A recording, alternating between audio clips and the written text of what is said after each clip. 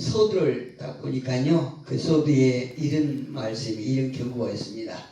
발은 땅에, 머리는 하늘에, 이런 경고가 있어요. 이 경고가 도대체 무슨 의미가 있는가 봤더니, 우리 인간을 하나님께서 당신의 형상 따라 또 당신의 모양대로 지으신 인간은 하나님을 떠나면 짐승과 같은 삶이요, 하나님과 함께하면 영혼을 사모하며 또한 4차원의 세계를 살아가는 존재다, 이런 의미가 있습니다. 아주 놀라운 경고죠. 그래서 오늘 제가 창세기 12장 1절로 3절의 말씀을 가지고 당신은 누구인가 라고 하는 그 제목을 가지고 말씀을 증거하실 텐데요. 이미 저에게 또한 여러분에게 하나님은 묻고 계십니다. 당신은 누구인가? 당신은 누구인가? 이렇게 묻고 계세요. 그런데 저와 여러분은 나는 나일 뿐이에요. 나는 나일 뿐이에요. 내 자신은 나일 뿐이거든요. 그런데 오늘날 현대를 살아가고 있는 많은 사람들은 너무나 이렇게 내가 나일 뿐인데 옆에 사람들하고 다른 사람들하고 아주 비교하는 그 비교 의식에 강하게 사로잡혀서 아주 불행한 삶을 살아가는 것을 볼 수 있습니다. 모든 사람이 그런 건 아니지만 많은 사람들이 내 자신을 보지 아니하고 다른 사람을 보고 비교하는 그런 의식이 많이 있다는 얘기예요. 근데 다른 사람하고 비교하는 그 삶은 불행할 뿐이에요. 왜 그러냐면 제가 김동조 목사님에서 교수님의 책을 보는데 그 책에 어떤 말씀이 있냐면 마음이 세상을 움직인다 라고 하는 그 책 제목인데요. 그 책 제목 속에서 핵심을 딱 보니까 당신 안에 챔피언을 발견하라, 이런 핵심 단어가 있습니다. 그러니까 우리가 하나님의 형상 따라 하나님의 모양으로 지음받은 저와 여러분이 다른 사람과 비교하지 말고 내 속에 있는 챔피언, 내가 잘할 수 있는 것, 즉 하나님께서 인간을 지으실 때에 사람에 따라서 각 사람에게 다 달란트를 주셨다는 얘기예요. 어떤 사람에게는 5달란트, 어떤 사람에게는 2달란트, 어떤 사람에게는 1달란트 주셨는데, 1달란트짜리가 2달란트짜리 5달란트를 보지 말고 1달란트 받은 그 달란트를 잘 활용하면 하나님 앞에 충분히 인정을 받을 수 있다는 그 얘기입니다. 예, 오늘 우리가 어제까지 아니면 오전까지 다른 사람이 어떻게 하기에 나도 그 사람처럼 해야 된다, 나도 저 사람이 저렇게 했기 때문에 나도 이렇게 해야 된다, 이런 세상적인 어떤 비교 의식에 사로잡힌 것이 아니고 하나님께서 나에게 주신 어떤 달란트, 이거를 우리가 발굴해서 그 달란트를 잘 활용해서 저와 여러분에게 각자 주신 그 사역을 잘 감당할 수 있는 우리가 모두가 되기를 주님으로 축복합니다. 어떤 기관에서 조사 결과에 10명 중 9은 자기에 대해서 부정적인 그런 생각을 가지고 있다고 그래요. 아주 부정적인 생각을 가지고 있다고 그래요. 그런데 사실 자신에 대해서 어떤 확신을 가진다는 것은 자신에 대한 운명을 좌우하는 것이거든요. 내가 나에 대해서 어떤 생각을 가지고 있느냐에 따라서 내 인생의 승패는 좌우한다는 얘기입니다. 예를 들어서 나는 처음에 말씀드렸던 것처럼 하나님의 형상 따라 지음받은, 하나님의 모양대로 지음받은 이런 확신을 가지고 하나님의 자녀다, 하나님의 백성이라고 하는 그런 강력한 자존감으로 우리가 이 땅을 살아가면 우리의 운명은 반드시 빛날 것이라는 얘기예요. 그러나 우리가 하나님의 형상 따라 지음받은 그 어마무시한 그 사실을 우리가 망각하고 이걸 깨닫지 못하고 자꾸 다른 사람과 비교하면 우리 운명은 참 안타까울 수밖에 없다는 것입니다. 저와 여러분은 육신을 가진 3차원적인 존재이면서 그러나 4차원적인 영적인 세상을 살아갈 수 있는 그런 존재라는 얘기예요. 그러니까 저와 여러분이 얼마나 무시무시한 존재들입니까? 다시 말씀드리는 3차원적인 존재이지만 4차원적인 생각, 그러니까 4차원적인 생각, 믿음, 어떤 꿈, 말을 해야 된다는 거죠. 세상 사람들도 생각을 가지고 있고 믿음을 가지고 있고 꿈을 가지고 있고 말을 하잖아요. 그런데 세상 사람들은 어떤 3차원적인 생각과 믿음과 꿈과 말을 하면서 살아가지만 그러나 저와 여러분은 그 세상 사람들이 가지고 있는 그 생각과는 고차원적인 무엇인가 그 사람들이 우리를 따라할 수 없는 이런 아주 보이지 않지만 실제 하는 이런 생각을 하고 또 그런 믿음을 가지고 또 세상 사람들이 꿈꾸지 못한 그런 꿈을 꾸면서 언어 역시 영적인 언어를 하면서 살아가는 거죠. 영적인 언어는 어떤 언어일까요? 믿음의 언어죠. 긍정의 언어죠.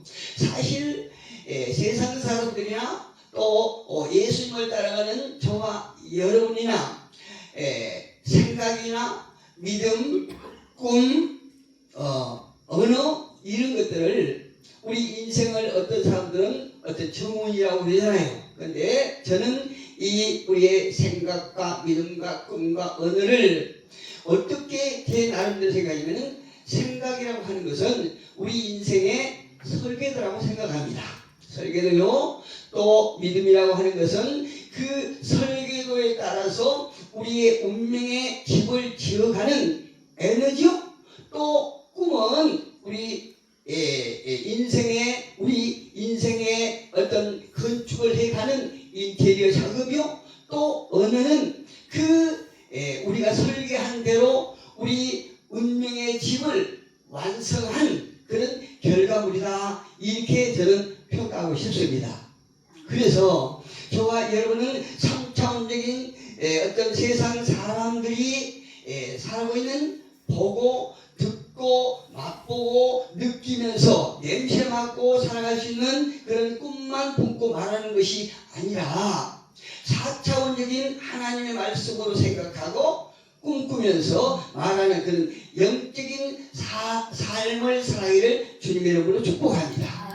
성경을 보면 하나님께서 사람을 부르시고 그냥 쓰시지 않았어요.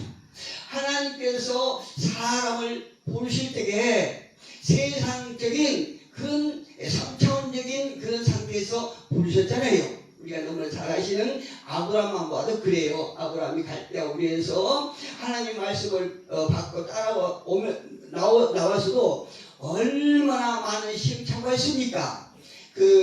애굽에 가서 거짓말을 하고 또 하나님의 섭리를 깨닫지 못하고 가뭄들이 어떤 다른 데로 이렇게 이동을 하고 이렇게 저와 여러분하고 똑같은 이런 삶을 살았던 것을 볼 수 있어요. 아브라함을 보니까요.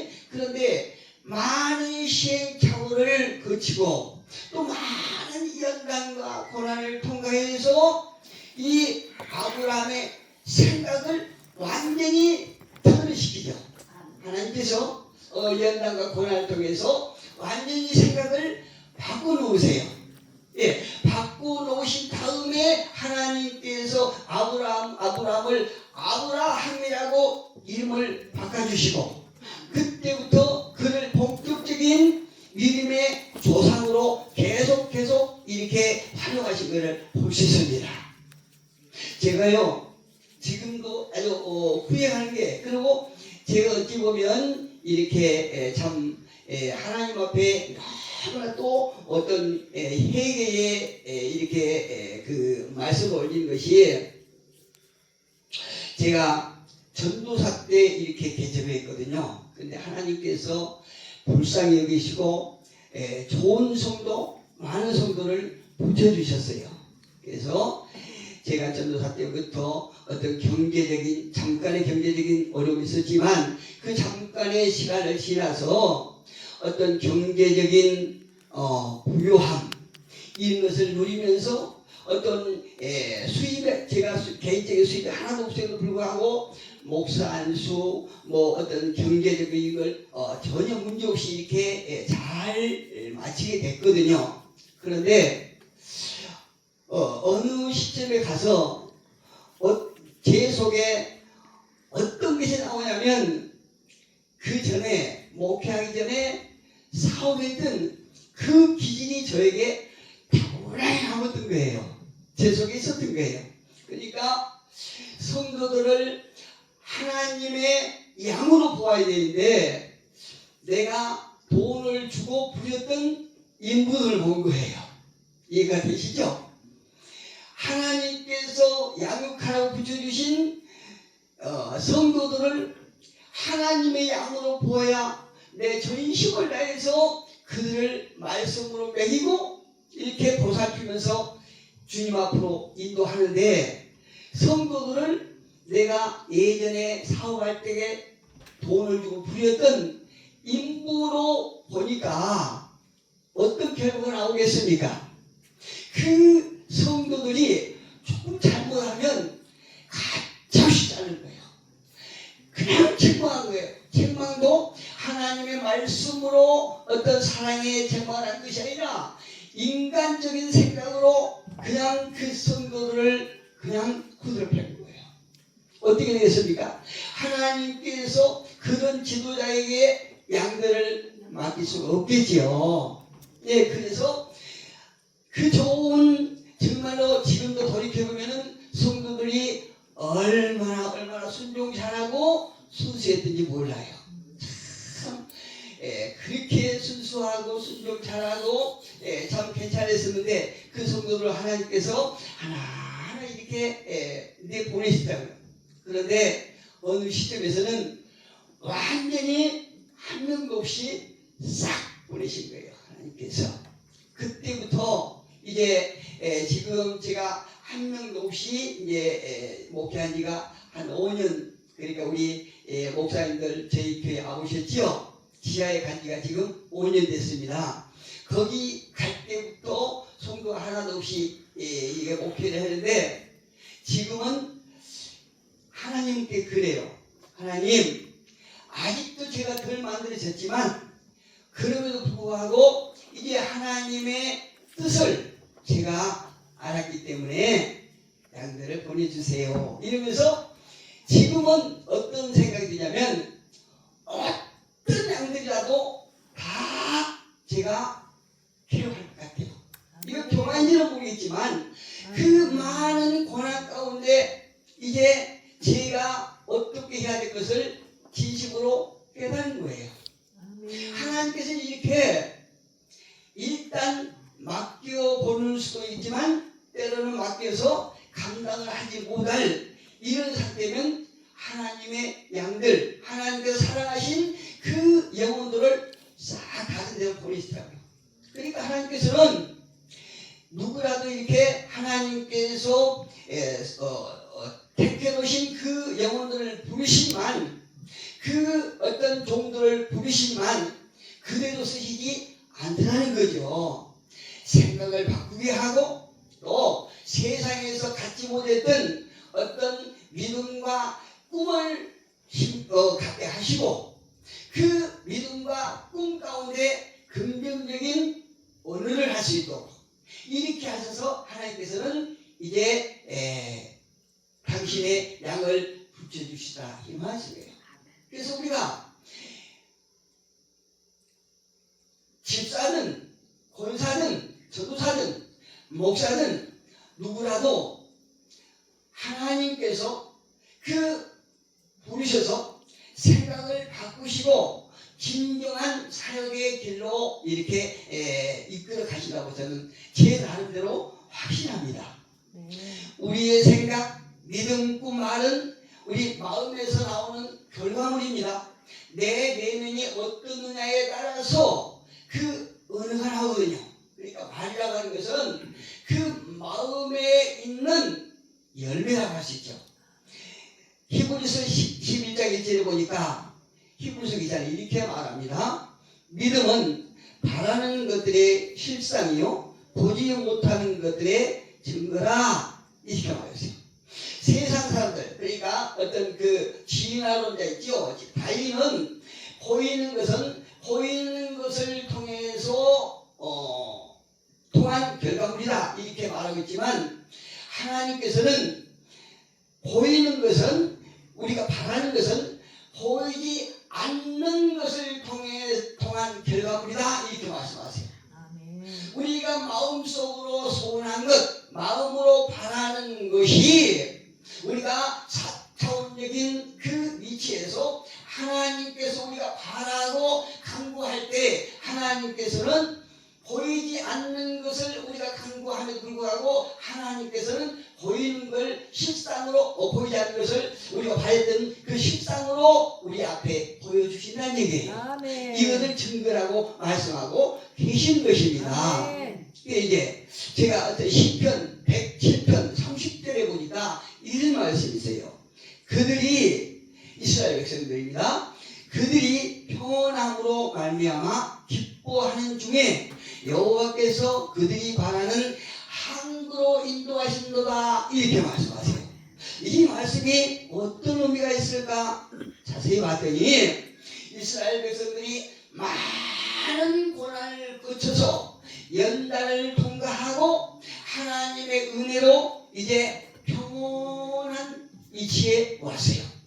평온한 위치에 왔는데, 이제 그들이 이제는 고난 가운데, 하나님을 떠나서 고난 가운데 마음의 파도가 일고 풍파가 있을 때는 하나님께서 원하시는 소원을 주지 않는 거예요. 그런데 그들이 하나님의 은혜로 마음의 평온한 가운데로 이제 왔을 때에 하나님께서 비로소 어떻게 말씀하십니까? 여호와께서 그들이 바라는 항구로 인도하시도다 이렇게 말씀하시는데, 이 항구라고 하는 단어를 보니까, 제가 번역 성경을 보니까 소원 이렇게 됐어요. 소원. 우리가 마음의 잠잠한 상태, 마음의 평온한 상태에서 하나님 앞에 우리가 보이지는 않지만, 육신의 시각으로 보이지는 않지만 하나님께서 마음에 소원한 것을 간구할 때 비로소 하나님께서 우리의 마음에 소원한 것을 얻게 해주신다 이렇게 말씀하셨어요.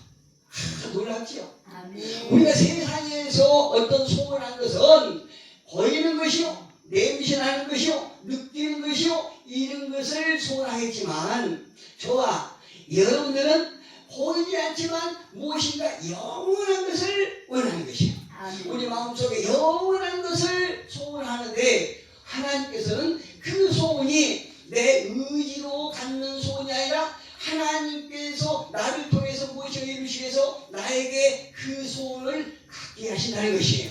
이제 갖게 하셔서 그 소원을 이루도록 그 항구에 인도하시는도다 이렇게 말씀하셨다는 것이죠. 저는 이 시간 중에서 저나 우리 목사님들의 소원한 것이 보이지 않는 것이지만 실제인 것이요, 그것이 속히 이루어지기를 주님 앞에 간구합니다. 그리고 소원합니다. 우리가 3차원적인 꿈을 꾸고 생각하고 말하든지, 아니면 4차원적인 생각을 하고 믿음을 갖고 말하든지, 내 속에 내가 무엇에 대한 확신을 가지고 있느냐에 따라서 우리의 운명은 결정되는 것입니다. 성경이 그렇게 말씀하고 계세요. 그래서 오늘 우리가 본문을 통해서 내가 내 속에 어떤 확신을 갖는 것부터 시작되느냐? 나는 하나님의 사람이다. 나는 하나님의 백성이다.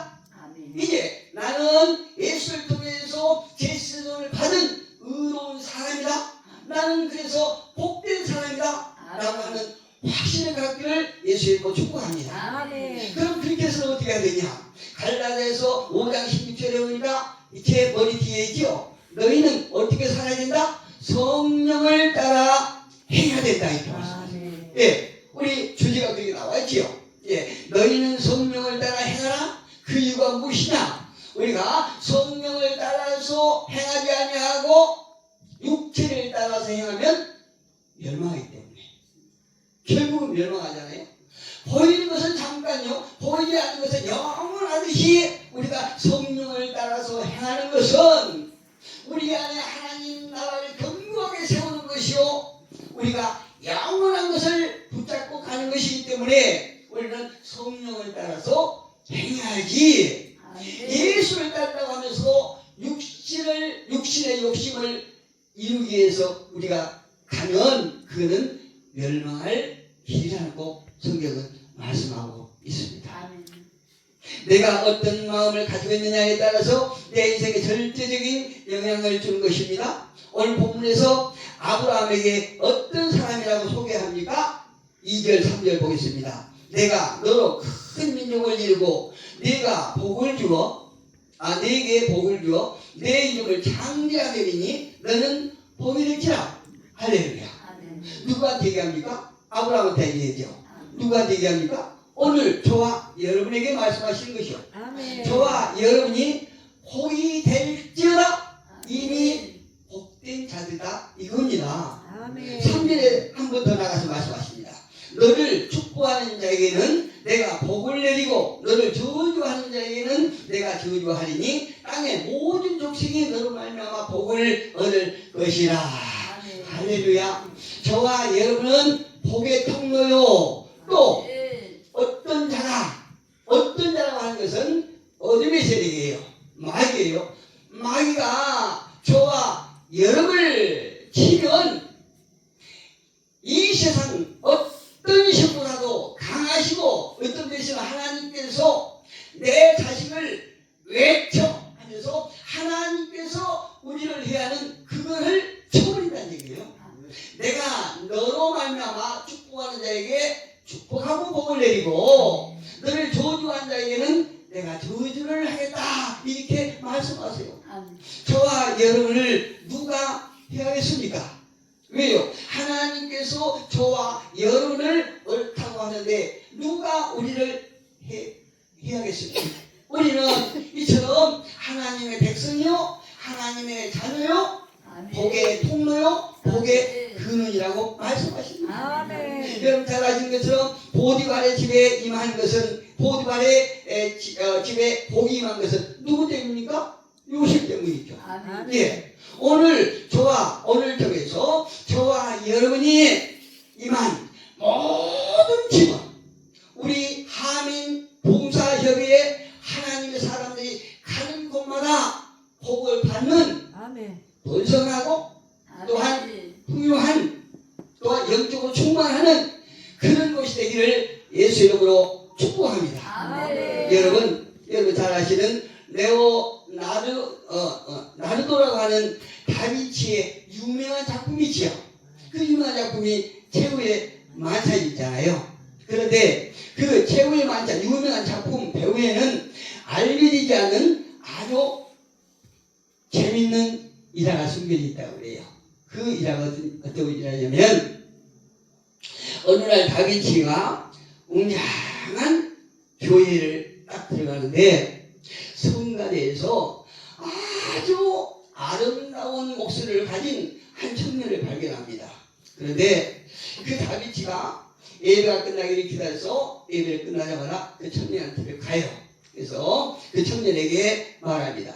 형제님, 나는 다빈치라고 하는 화가인데 내가 그림을 그리는데 당신이 예수님의 모델이 되어주시면 고맙겠습니다. 이 다빈치가 부탁을 해요. 그러니까 그 청년이 놀라지만 그럼에도 불구하고 순순하게 딱 응합니다. 그래서 다빈치가 그 청년을 모델 삼아서 그림을 열심히 그려요. 그런데 그 그림을 열심히 그린데도 불구하고 몇 년 지났는데도 그 작품을 완성하지 못해요. 왜 그 작품을 완성하지 못하느냐? 그 다빈치가 예수님 모습, 또 다른 여러 예수님의 제자들의 모습을 다 그렸어요. 근데 마지막으로 가는 유다의 모습을 그리지를 못하는 거예요. 왜 그러냐? 그 유다의 모습을 가진 아주 배반자전적이고 또 욕심 많고 어두운 그런 모습을 가진 모델을 찾지를 못한 거예요. 그래서 몇 년 지났는데도 작품을 완성하지 못하고 계속 로마의 거리를 다니는데 어느 날 길거리 가다가 거리를 한 사람이 만나요. 근데 다비치가 그 거리를 탁 보는 순간 아 바로 이거다 하면서 그 거린에게 가세요. 그래서 자기는 화가인데 당신이 내가 찾는 그 화가의 모델을 서주면 내가 당신에게 그만한 대가를 베풀어 주겠다. 그러면서 내가 찾고 있는 모델은 가는 유다입니다. 이러니까 그 거린이 힘없는 모습으로 그러면 그렇게 하겠다고 이렇게 응해 줬어요. 그래서 그 그림을 세워놓고 다비치가 열심히 그림을 딱 완성을 했습니다. 완성을 하고 그 합당한 대가를 딱 주고 거린에게 주니까 그 거린이 일당을 받아가고 화실을 나가면서 저 모르시겠습니까? 그러니까 다비치가 어디서 뵀는지 잘 모르겠습니다. 그러니까 그 청년이 말합니다. 몇 년 전에 어떤 교회에서 성가대에 있는 청년에게 예수님의 모델을 대달라고 하는 그때가 있었죠. 예, 바로 내가 그 사람이다. 이렇게 말한 거예요. 그러면 그때 몇 년 전에 예수님의 모델을 했던 그 청년이 왜 몇 년 후에 이렇게 가는 유다의 모델이 되었겠습니까? 여러분 어떻게 생각하십니까? 몇 년 이제 이렇게 예수님처럼 몇 년 전에는 온화하고 평온했던 모습이 왜 이렇게 욕심 많고 흉악하고 어두운 모습으로 변했다고 생각하십니까? 사람은요 누구나 자기의 생각이 겉으로 나오는 법이에요. 내가 어떤 생각을 가지고 있고 어떤 언어를 구성하고 있느냐 또 어떤 꿈을 꾸고 있느냐에 따라서 우리 인생은 그에 맞게 결과가 나오는 것입니다. 저와 여러분은 이제 어디를 찾아가서 어떤 이삿짐을 옮기고 또 자녀들 결혼을 하는데 좋은 날짜라고 이렇게 날짜를 받는 이런 사람들이 아니라 이제 우리가 그 날짜를 보고 무엇을 하는 것이 아니라 오직 하나님께서 우리에게 베풀어 주신 그 은혜로 우리는 그런 어떤 세상 사람들이 원하는 그런 방법이 아니라 오직 하나님께서 저에게 주신 복의 통로요 복의 근원이요 하나님의 자녀임을 믿으시고 우리는 복된 자라고 하는 확신을 갖고 살아가시기를 축복합니다. 신명기 28장 3절에서 말씀하세요. 성읍에서도 복을 받고 들에서도 복을 받을 것이라. 할렐루야. 아멘. 이제 이곳에도 저 문구를 잡고 나간 사람이나 들어온 사람이나 모든 자들이 복받기를 예수님으로 축복합니다. 에베소서 2장 1절에 보니까 그는 허물과 죄로 죽었던 너희를 살리셨도다. 예전에 우리의 허물은 예수님께서 십자가에 달리심으로 우리의 죄사함을 다 받았고 이제 우리는 하나님의 백성이 된 것입니다. 이와 같은 복을 받기 위해서는 우리가 육을 가진 3차원적인 존재이지만 4차원적인 영성을 소유해야 되는 것입니다. 아멘. 그렇게 해서는 먼저 예수님의 십자가 보혈의 은혜를 입어야 하고 또 예수님께서 우리의 죄를 대신하여 십자가에 못 박히신 구원의 은혜를 입지 않고는 4차원의 세계를 우리가 접근할 수 없다는 사실을 우리가 기억해야 됩니다. 그리고 본래 인간의 죄로 인해서 구원받을 수 없는 존재였지만 하나님께서 예수님을 통하여 우리의 죄를 속량해 주셨다는 사실입니다. 이와 같은 십자가의 은혜를 믿고 시인하고 또 우리가 깨닫는 자만이 죄에서 건짐을 받고 그 위에 하나님의 자녀로서 영과 혼과 범사의 축복을 누릴 수 있는 자격이 주어지는 것입니다. 그리고 저와 여러분은 이미 그 자격을 하나님께서 주심을 믿으시기를 예수님으로 축복합니다. 그리고 우리는 그런 삶을 살고 또 아브라함의 삶을 살아갈 수 있을 것을 확신합니다. 예, 기도하겠습니다.